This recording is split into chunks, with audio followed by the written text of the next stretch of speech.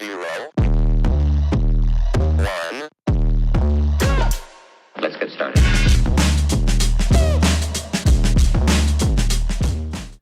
Hi and welcome to Beyond the Barracks, the podcast where service ends but the story begins. And today we've got a special treat for everyone because we're straight back from the Himalayas. Well, a week or two now.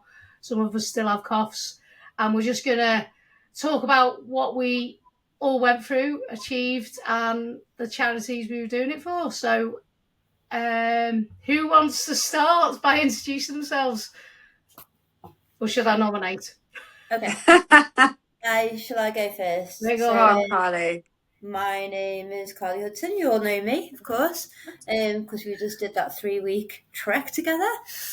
So I was raising money for the Poppy Factory. I've hit half my target. The Poppy Factory was great to me at one of my lowest points. So I just really wanted to give back to them.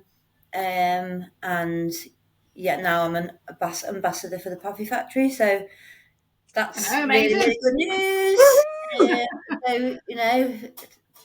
I'm just dead excited about that. So that's not really sunk in just yet, but hopefully that's amazing news. Yeah. Congratulations. Thanks. So, Shell, do you want to go now? Go on, Shell. Okay, so like I said, my name's Michelle O'Dwyer, and I run Bay Tree Cookery Academy CIC. So I'm a cookery teacher, I'm a voluntary worker, I work in the community, I teach cookery, and I put on free community events, one of them being Christmas Day. So every Christmas Day, I run a free Christmas dinner for people across Merseyside. Last year we had 270, so I thought, you know what, I've got to do something. So instead of booking a holiday to Tenerife, I thought, you know what, I'm going to come to Everest with these crazy girls and raise money for Christmas Day. And what's been lovely is the response. Not only have I raised nearly £3,000 so far, but other organisations and lots of lovely friends and family are actually setting up their own fundraising and raising money for Christmas Day. So not only was it an amazing experience, but also raising money for a good cause. Yeah, brilliant. And we all end up roped in at some point. Yeah, 100%. And Leela, I know you might not have much to say about the charity, but I can pick up on that. Sure. Thank you, Gina. First of all, thank you for having me on the podcast. It's just wonderful just to be back all together, almost all together, yeah. I'm just really, really grateful that I've been able to go on to this incredible opportunity in Everest Base Camp.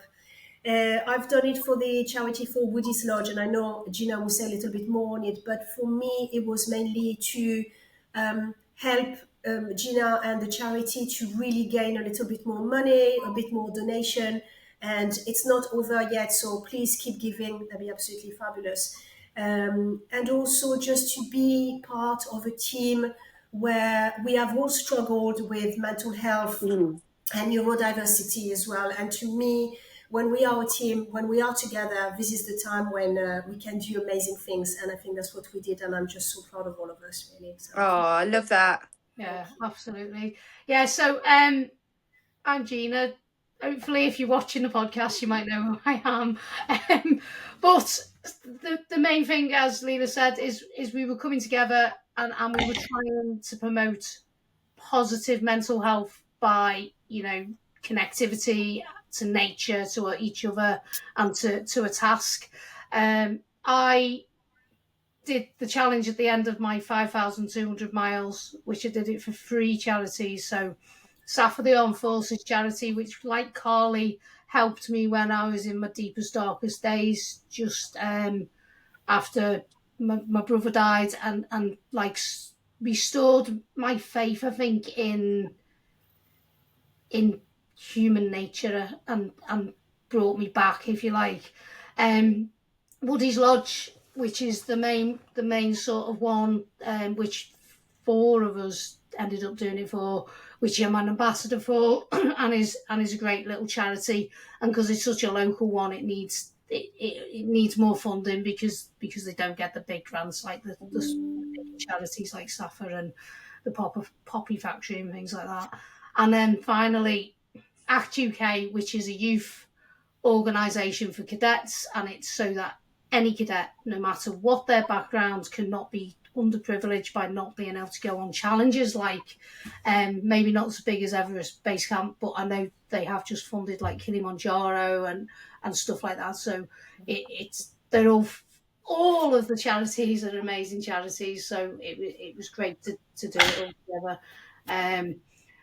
So we'll jump straight in because there's probably a lot of people who want to know whether they can do Everest Base Camp, whether they can reach the highest part of the world and see the tallest mountain in the world, and what it sort of takes to get there, as well as funding, but physically and stuff. Which is why I wanted to get everyone together so we could also decompress it. It's a shame not everybody's come. So I think I'll start first by asking a question, sort of what inspired you to go to base camp and what kept you going when the conditions got extreme. And I think I'll give that to Leela. Yeah, sure.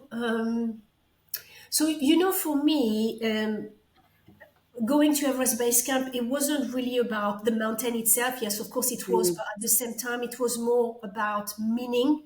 I've always been drawn into that kind of crazy experience that really strip you back to where we are, where we're not hiding anything. I don't want to hide anything behind. It's really instead about being you. It's about having your own thought. It's about what it's right in front of you, if that makes sense. So it's in those moments that you really, really want to be yourself. So for me, it was more that. I think the trek felt like a way to reconnect with something that sounds really simple, but it was more like the nature and also the purpose of it. What I said right at the beginning, being all together, but also why we are actually doing it. So when things actually get tough, what keeps me going, it's not really just the motivation in the usual sense. It's more about that connection, that humanity, being with you guys, being with other people there in Nepal, and those people around me, our team, but also having Kevin and Suman with us, who guided us. Those little moments just keep reminding me that we were not actually alone, and I just really love that. So what I actually realized in those moments is that it really stopped being about just endurance or being an achievement. It's all about that belonging, if that makes sense, and that humanity, and just trying to keep putting a foot in front of the other, I guess. Yeah. And what I also love is we all didn't speak about it, but we've all put our jumpers on. So it's still part of the team, isn't it? So proud. Yeah. We'll talk about the obvious thing, which is the biggest thing I think we all faced, which was the storm, although we didn't realise it was the storm and how bad it was at the time, so probably 24, 48 hours later. But what were the particular moments on the trail that made you just stop and think, wow, this is why I'm here? And I'll give that one to Michelle. Oh God. First of all, I couldn't believe it. Most of the time I was in absolute massive disbelief that I was there. You know what? When you were saying about what made us do this, and for me, I found that endurance is amazing for overcoming trauma. So being diagnosed with PTSD last year, looking into it, and also I'm very, very lucky that part of my job, I've had the privilege of working with people with PTSD and PTSD, and I've seen how they've developed. And one of the things that stands out, and I'll say Tom Harrison House, they've been such a massive influence on me and sort of my recovery, is because I've seen them go on to do the most amazing things. And a lot of them things are to do with endurance. But yeah, a standout moment. it was all, do you know what? I was in shock. I couldn't believe I was there. And not only that, I was with some of the most amazing women, and we just resonated straight away together. You know, deep down, we've all had similar experiences, maybe mental health challenges. And it was that openness that we could actually be with each other and support each other. So again, Everest was like a conduit for us to just come together. And for me, that was the standout moment, is being on this trek. And like I said, a lot of people have asked me, like, weren't you scared? Weren't you scared on the blizzard? And I was like, no. One, because you know what? You know, having CP PTSD, and I think we talked about it when I was there, is that when you're in the thick of it, actually, it doesn't bother you as much as maybe it might bother other people. And also, I just took strength from you guys, and I knew that you guys had my back, and so that for me was a standout moment, because I thought, no matter what, I know we've got each other and we'll get through this. And that was the whole thing through the trip, is that I knew you guys were there. And so again, Everest was absolutely inspiring, but the people that I was with were more so. Oh, isn't she nice? On the trip, I was like, oh my God, I can't. Yeah, so for people who may be listening, who don't know what happens, is the 14-day trek, we got hit by a really, it was an unannounced storm that took everybody by surprise. It took the Sherpas. That flash blizzard. Yeah, the Sherpas and the porters said it'd been the worst day on the mountain they'd had. We had the right kit, but we just didn't have all of our kit because it was all drenched, and it did get pretty horrendous. And it wasn't for 24 hours, maybe 48 hours later, that we realised how bad it had been, and people had died and people have been trapped. And I think it started to become apparent when we did our acclimatisation, and there was helis constantly going backwards and forwards, rescuing people, and then comms came back in. So it was, although, as we say, we were in our little microclimate and didn't really realise it at the time. But although, we did, you know, obviously we all got quite ill from it. Yeah. So... yeah, even though we were, I suppose because we were quite positive about it, and we were like, well, we're still going, we're still alive. But at the time, I don't think we realised how actually it had affected us. Yeah, definitely. I mean, we still got coughs and snuffles and whatever else. So, throughout the whole sort of trek, the dynamics of the team did change. But how do you think they changed, Carly, during the whole trek, and particularly maybe if the storm changed anything? Did you think? Yeah, I mean, like the trek overall was like it was just particular people's pace on that day, I would say. So it was just kept trying to keep to that pace, and swapping people around, just making sure everyone's okay. Because it's, you know, it was a really hard trek, and we all kind of needed to keep together within that. When the storm did hit, I think that everyone, you know, did work together. We all didn't have the right gear, you know. We all just, like, it was literally, there's nothing we could do about that, but we just needed to get from this guest house to where we're sleeping that night, and we need to do it in 5 hours, and we need to do it quick. Yeah, we did do it quick as well. And yeah, so my head just went into another place. I think we all worked together. We all kind of seemed to just know that this was pretty full on, and like we needed to get to our destination quite quick. But yeah, it was cold. It was horrible. It wasn't the best day. No. But yeah, we got through it. We got through it as a team. You know, we all kind of spurred each other on. We all were quite motivated to get back, get dry, because that was the most important thing. We needed to get dry because that was an end game.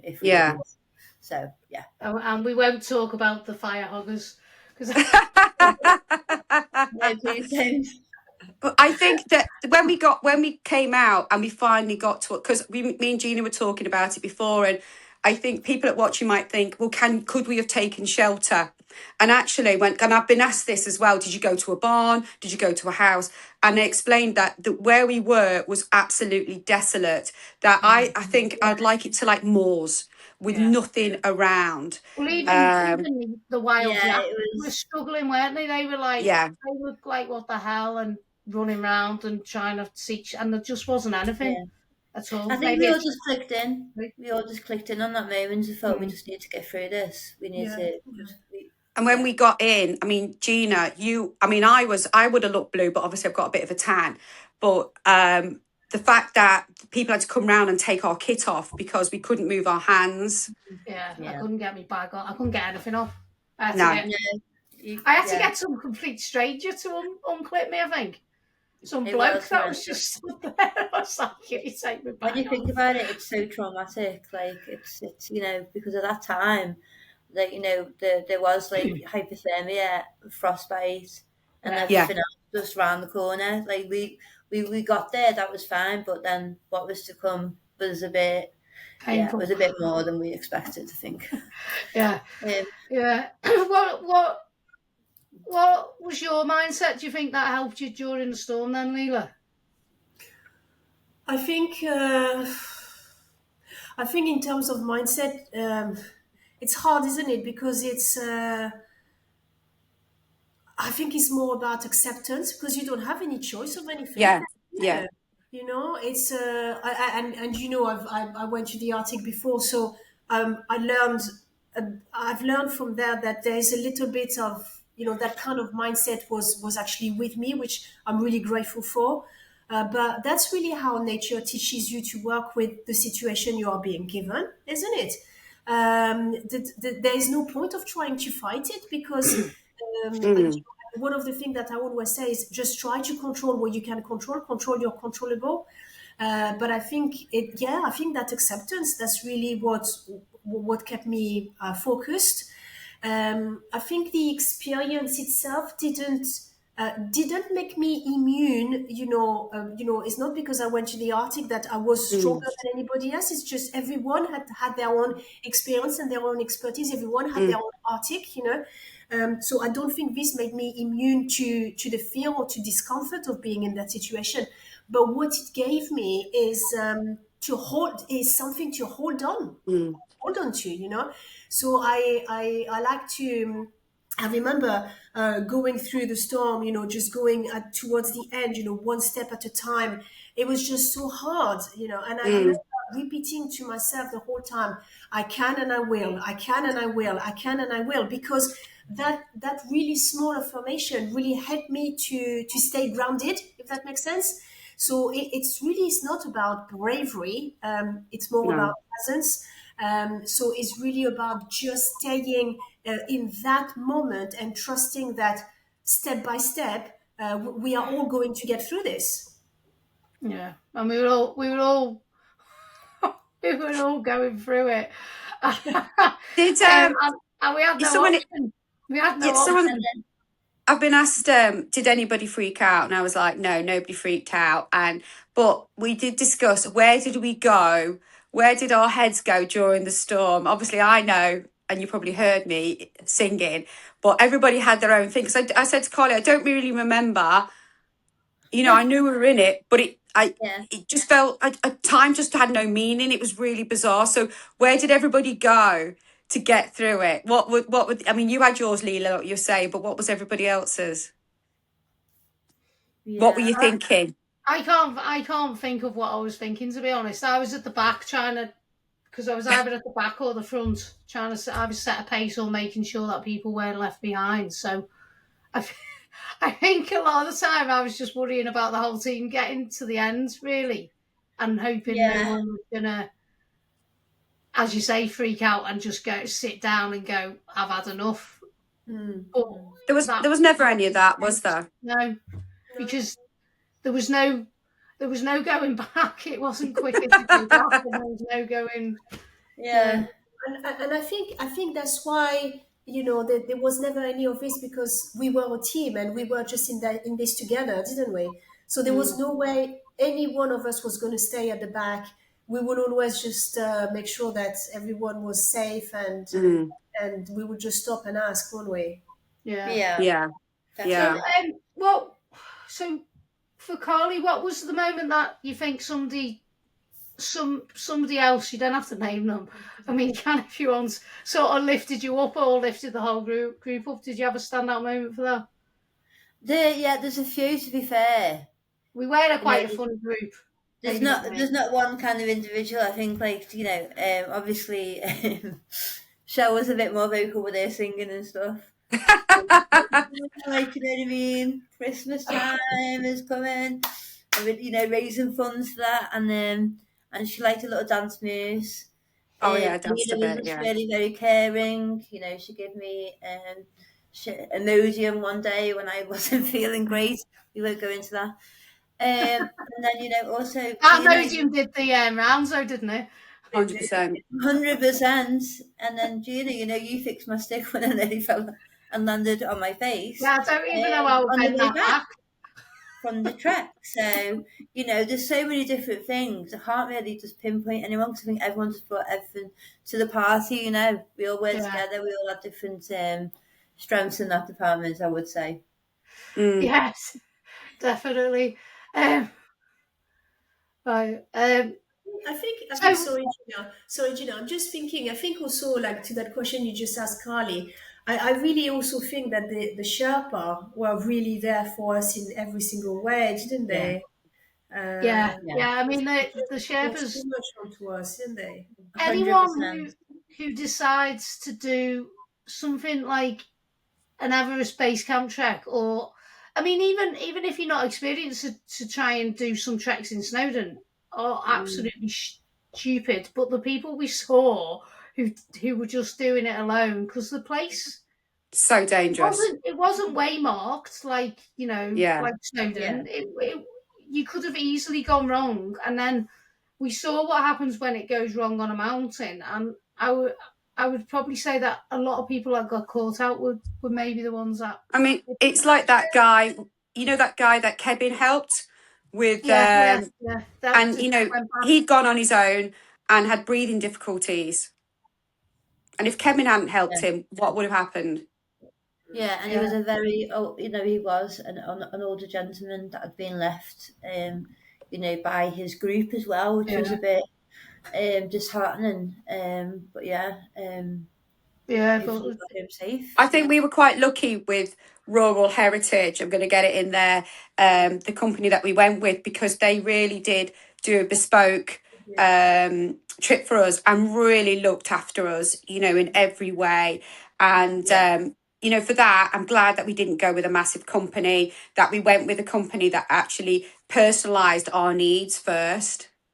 Yeah, 100%. And I think I've done it on a YouTube saying, I'm not trying to have the British companies over, but you better go in local with a company. I'm not just saying get anyone, but with a company, because they're where these companies are then going to them from. And we seen the big companies out there, and they didn't impress me once iota, even with all their jazzy, oxygen levels and stuff, because it didn't translate to. We could hear our oxygen levels. Yeah, I think mine went to about 80 something. Yeah, I think we were like a group of yaks. I definitely said, as Kevin told me, he thought there was a yak behind him, but it was my breathing. Yeah, I was like, I'm having a heart attack. Well, there was some days that were just like, it was a lot, wasn't it? And I think we all experienced that individually. I think you know what? It's experience your body in such a different environment. It was your body reacts in so deep, like in new ways. You never thought your body was going to respond, and you're like, what the hell is happening here? Yeah, but I think, I've been at altitude a lot because of my skiing days, but never at an altitude really above 3,000, and that extra 2,000 makes a massive difference on you. It makes a difference so much. That last day of going up to, that 9 hour going up that extra 1,000 was that was brutal. Yeah. It was brutal. It was a brutal. It was like hell on earth, you know. That was the day for everyone that we actually got to Everest Base Camp, and it was the hardest day. It was. Yeah, getting there. I mean, yeah, but like descending it, actually getting back down was the hardest part. Well, like I said to Gina, we all thought we were going to descend, and we descended 1,000 meters, and then went up again. Yeah. It was like literally. A bit of that, I think, was because we had to go the harder route back and stay high because of all the landslides. Yeah. Stayed at like 4,000 meters till about 2 days before we ended the trek, didn't we? Yeah. And we were saying about, me and Gina were saying about, you know, when we kept thinking, is this the end of the ups? And then you just get to the corner and they'd be like this. Yeah. It was like he was gaslighting us. You know, it was like, are we near or not? Because we need to know. Yeah. You know, and also, what he never took in is he said we'd ascend like 800 meters, didn't he? But he forgot about the descent of 600. So then it meant that we were ascending like 1,200 or something. Yeah, he was. Do you know what? He should have been a politician, Kevin. He's a clever fella. Like we'd listened to what we wanted to listen to, and we only heard descending, so we were like, "Yep, yeah. This is it now, girls. We're back. We've made it. We're going to be back home soon." I thought it was harder once we'd been to base camp going back, and I think in my head I was just thinking, "We're going to descend. I'm going to feel better. I'm going to feel like da da da da." But then actually to go down, to go up, I was like, I wasn't prepared for that. That nearly broke the camel's back. Yeah, it's not like doing Ben Nevis or something, which was what we were doing virtually every day, but from some level. And not just that, add a day on. Yeah. You know, add a day on the journey back. Oh, yeah, we added a day on as well, didn't we? You know, more steps. Love it. We're just going to do it every day, don't worry about it. Bring it on. I've seen a few people snapping when that came. Oh, so, yeah. I forgot about that. What would you, who should we give this to? Leela, what would you say for anybody who's thinking of coming and doing it? They would need to, the mental, we're probably not selling it very well, but as well as physically prepare, but mainly what's the mental side of the preparation do you think they need to do? Because anyone can go out to the gym and get on the Stairmaster. Yeah, absolutely. Yeah, I think this is definitely something I've been doing quite a lot, just to try to prepare yourself physically, isn't it? You go down to the gym and you go to that Stairmasters and with a rucksack on your back. I think that is definitely. They forget this side of it. So what tips would you give? Yeah, so now you've done it. I think before the trek, I think most people would want to focus on the physical side. What can I do, and then think about all of your gear and everything. But deep down is what you asked me earlier. I think deep down is really about what kind of mindset that is actually going to take you there. So I think over the years, I think what I've learned is that this kind of environment really tests your mind. And long before they even test your muscles, okay? Because, physically, you can't just train. You can't just be, as you say, you can't just be as fit as a fiddle. But once you get out there, if you don't have that mindset, then everything can just crash down, isn't it? And it's all over within just a few minutes. I think the biggest thing was the fact Fear, who's not here, but Fear for people listening is a world-class Ironman athlete. Yeah. So that's the hardest thing you can do. She's a machine, that girl. And she said it's the hardest thing she's done. So that kind of puts it in perspective that maybe you can't.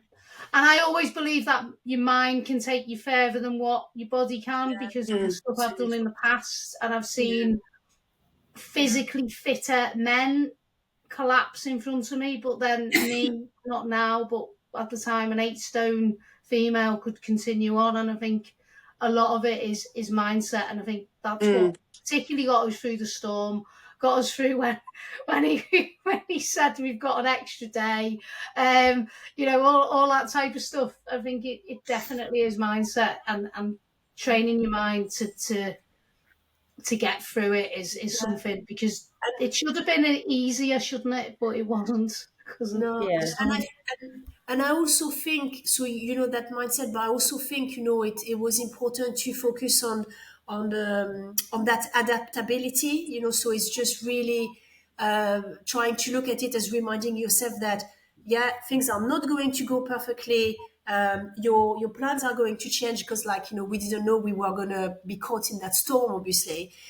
So your plans will be changing whether you like it or not, but it's okay. It's okay that it's changing, because if we think about it, the mountain doesn't actually the mountain actually takes that control, doesn't it? But it really rewards you how well you are actually going to adjust to it. So it's all mentally, really. So I think I also think that the altitude and the exhaustion, that constant unknown, because you just don't know what you're going to feel like from one minute to the next. You can just be really fine, and then I remember one of the day when we had a day off into inverted commas, one of those contingency day, and we were just going up the mountain, and I just suddenly just feel like really dizzy, just out of nowhere, when in fact I was feeling really fine 10-15 minutes before. So all of these things, they push you to go to outside of your comfort zone, but also out of control, I would say. And it's really about trying to find the calm in the chaos, and that's just so hard, and we all know about it, don't we? So for me, it was really about having those people around me, having the team around me, around each other, and try to adapt to the situation. And that's what the mountains are about. I mean, in my plans for what could go wrong, things like storms were, but we expected to get an early warning, so you expect to sort of know what the weather's going to do, and we didn't have any of that, and that's how quick it changes in the mountains, isn't it? But eventually we did get to base camp, and most of us were very knackered to try and celebrate. I know I was particularly ill on that day, and just sat and watched you lot running around. So how this is for, I'll give it to Carly. How did you celebrate or decompress? I know how one of them went. After base camp, you actually reached base camp, so we're still on the trek, obviously. Yeah, so I mean, after reaching base camp, it was like literally, it was just felt amazing. It felt surreal, to be honest.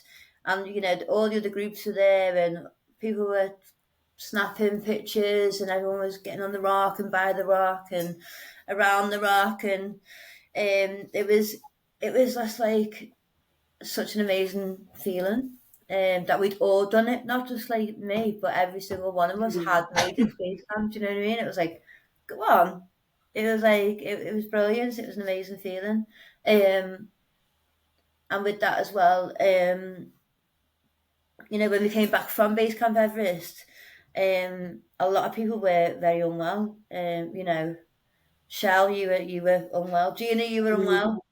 Leela and Faye and Thea, do you know what I mean? I didn't move from the fire once it got turned on, and it was such that a fire was like cold place. Yeah, wasn't it? It really, really, that fire and that moment of knowing that we could actually dry our kits and maybe get our boots a bit drier, and maybe just try and get a bit of medicine or a bit of sleep or a bit of something just to regain our strength was like needed, 100%. Yeah, definitely. Yeah, and I thought it was quite nice as well. Although at times the other groups might have annoyed us, but because you keep seeing the same people, it was nice when we got to base camp and there was like familiar faces that we'd seen, and we'd all been through the same sort of thing with the storm, and I think it made it a little bit more special that we had a bit of extra hardship, maybe. 100%. I mean, why not? Why wouldn't change it for the world, would you? No. Makes more of the story. Yeah, just and also for me, I think I said somebody asked the question when we were on the trek trying to motivate each other that my biggest thing that made the trek was the storm in so many ways, because if we hadn't have had the storm, we wouldn't have had the beautiful, stunning snow for the next few days. And albeit we had to, put plastic bags in our shoes and wear crampons, find crampons first. It just made the trek. Well, the pictures are stunning, aren't they? Otherwise, it's just been mud and foliage or whatever that is normal. So I think we were lucky on sort of so many levels, really. Yeah, we were 100%. I think no one's mentioned it yet, but the one thing that the snow did for us, and we can all agree on, was the steps going to, which were, I don't know why in Nepal the steps are the size for giants. I mean, literally, and every step was brutal, wasn't it? And no one's brought that up. Are we all just traumatized by the steps going to Everest? That's my memory now. And when I ever see steps now, I get a little bit of a but the snow actually got rid of the steps. Yeah. So instead of having that, you had like more of a gradual climb. And so for me, thank you, snow. So what was I going to ask you then, Shell? What do you think was the most sort of surprising thing that you learned or you discovered about, like, the Nepalese or the Sherpa culture or community when you were up there? Just, you know what? That's probably been one of the most amazing things about the whole trip is the Nepalese people community. I absolutely loved the religious tolerance there that they had, and the fact that they all intertwined, and the respect that they had for everybody's religions. One of my favourite things was going round the rocks. So in Nepal and on the trail, they had these what would you call, like, totems? They're not called totems, but like these religious prayer rocks. Yeah. And we found out, like, the monks spend years learning how to do it, and they engrave them and then paint them, and some of them are absolutely huge. And every time we went there, we saw one, we went to the left, we walked around the left. And then what was lovely is that we got into a lodge early, and we all went to the coffee shop because, me and Cake. And what was lovely is the fact, automatically, even though we didn't have our Sherpa guides with us, we came to the prayer rock and we all went round the left. And I think that just goes to show how much love we had for Nepal and the culture that they had, and just the love and respect that they have for each other. I loved learning about Hillary and is it Tanzing? Yeah. Am I saying that right? Yeah, Tanzing to me was like the absolute legend. I just thought this man who came from nothing, and learning about, how he went up and was, summited Everest with Hillary, for me was just awe-inspiring, and really sort of goes to show that if you come from nothing, anything is possible. If you have that willpower and you try. And the fact that, was it 7 times they tried? Am I right? Yeah. 5 or so? Is it 7? And the fact that they just kept trying over and over again. So the things about Everest is not actually, it's the mountain itself was actually learning about the culture and the environment that we're in. And you know what, you think when you've got adversity or you're doing without your bed. I mean, I miss my bed so much. But you have a great appreciation for things in life, and all the things that we all take for granted, being warm and things like that, and having things just toilet like that. Paper. Yeah, and you know what? I didn't miss the internet. About toilet paper. Yeah, holding on. It was like rations, sweets, all these things. The things that we feel like every day that we can't live without, actually we can. 100%, yeah. Just took us back to basics, didn't it? Yeah. And that's we were all kind of we were all there for each other, weren't we? It was. Yeah. I mean, having said that, I can't hide that as soon as I came home and I put my hot water bottle on and in my bed, and it was really nice just to be able to flick that kettle. I've got so many photos of you, Leela, like just like looking. I mean, you looked cold all the time. She needs to tell you what she has got on now. Blanket! Oh my, is that quilt? Yes. Because it's a bit cold in here, you know. It's like 90 degrees in here. Oh God, you never make me laugh. So, well, Carly, what experience do you think it might have taught you? Maybe hasn't taught you, but about the power of women supporting each other in a team, because I think that's what we were all doing. Yeah, I feel like when shit hits the fan, we just say, you know, there's no question, there's no argument. I feel like we just look at each other and we know what we need. You know, whether it either be drugs with medication, you know, a plaster, or just like a hug, or just, I don't know, you've got it, or you know what I mean? Because I think a lot of the times it was like people were struggling in their own heads, and we were all there. We kind of got onto that. And I think we all worked really, really well as a team. You know, we all had respect for each other. We all we you know, we definitely had a really good trip, and memories were made, and friends were made as well. So you know, definitely. Yeah, we're all still talking, so that. Yeah, we're still laughing. Yeah, it's raised some money for, you know, incredible charity, and you know, the block, and thank you for their donation, and the artillery and the ADC, and you know, we can't just thank everyone behind the scenes for this journey as well. I think. Yeah, and we had some amazing people who sponsored the team as well, and I think we did. Without them, well, we would have been. I would have looked like a clampet, mate. I wouldn't have had a clamp. Look at this. I've still got my coat. My coat's never far. It's like that's what I was thinking about, because that bit of kit probably saved all of our lives. Oh yeah, 100%. If we hadn't had that case, we would have been. I slept in my coat. I slept in it. Yeah, I know. So did I. We slept together, not together, but obviously we shared a room.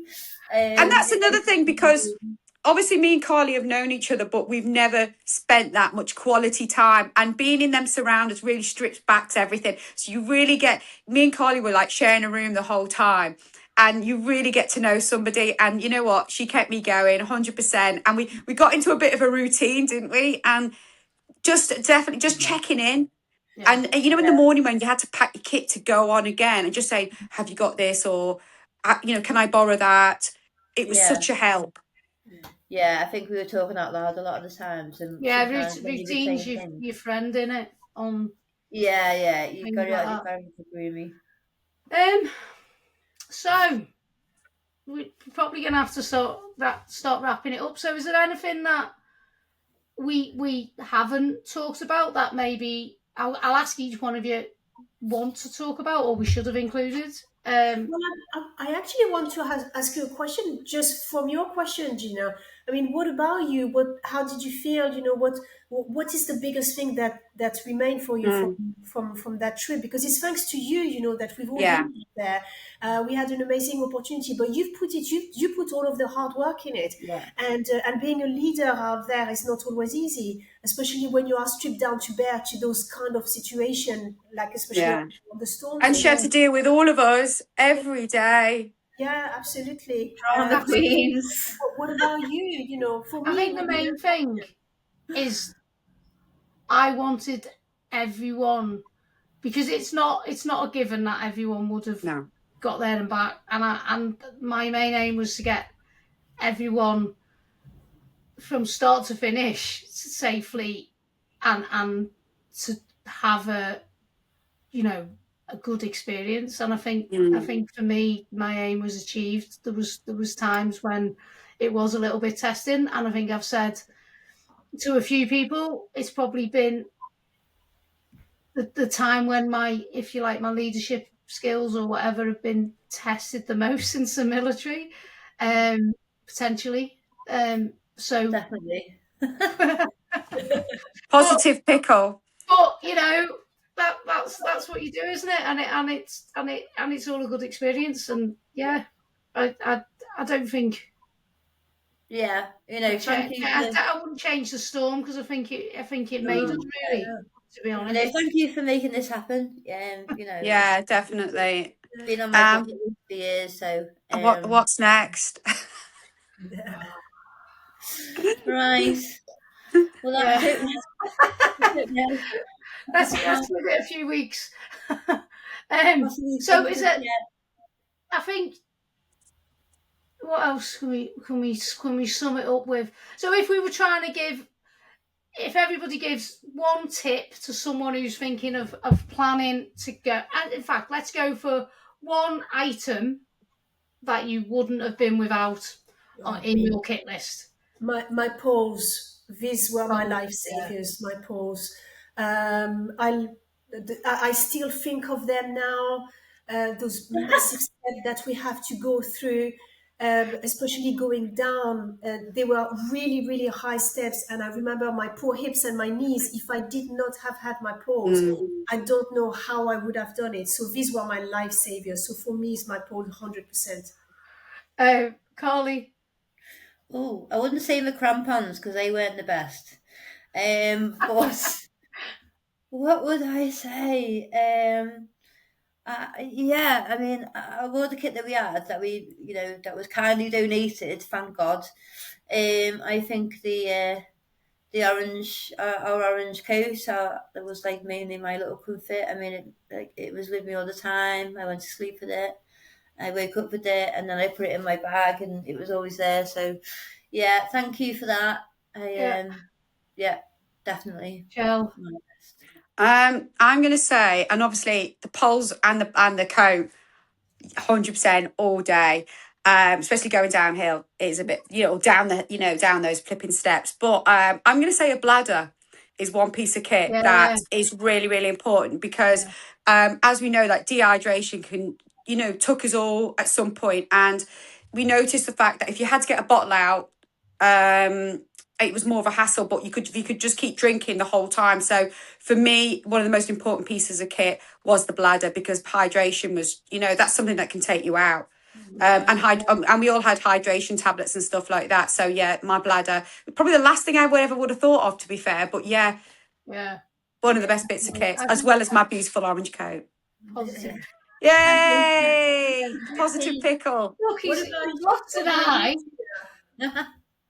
And he's lost an eye. Oh God! Yeah. Somebody lost his eye. I think it was Leela mistreated the pickle. Yeah, I wouldn't do that. What about you, G? What was one of the most positive pickle? Oh, the pickle. Okay. So finally, one tip. If you could give someone one tip, and then we'll sign off. For somebody who's thinking about Everest Base Camp. Do it. Do it. Don't think about it. Yeah. Don't think about it too much. Yeah. It's never going to be what you think it's going to be. And you know what? You coulda, woulda, shoulda. You can put off today. Just do it. Just, you know what? You just get on and get outdoors and enjoy yourself and enjoy the countryside. And, maybe Everest is not, not for everybody, but maybe, going to Movama or maybe just going out for a walk to the park. Being outdoors is an absolute blessing. So yeah, that for me is one tip is don't put it off. Get outdoors. I think for me, I would say, you have to take one of those life opportunities.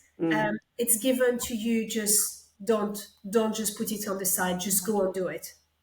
Yeah. And just to say though, I feel very, very blessed to do the trip with such like-minded, amazing women. And honestly, I could not have got through it without you guys. You were just absolutely inspirational. And I really take heart from that. And I feel like the whole experience was massively enhanced because of you guys being there and the camaraderie and the love and affection and kindness that we all showed each other. So yeah, thank you.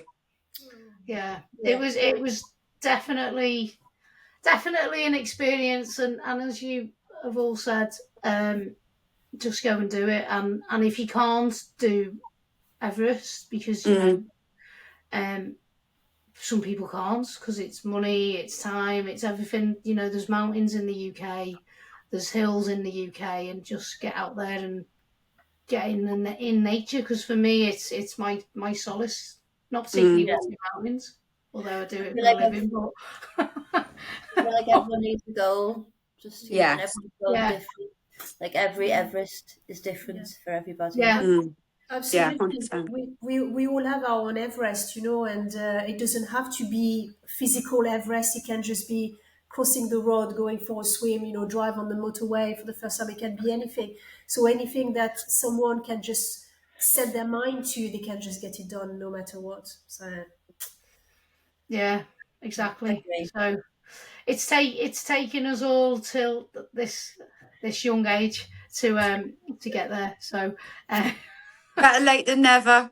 Exactly. So thanks everybody for coming. It was a shame we couldn't get the whole team, but some people have to work and other people live in exotic places like New Zealand. So till the next adventure. Thank you so much. Thank you so much. Thank you. Bye, everyone. Thank you. Bye. Bye.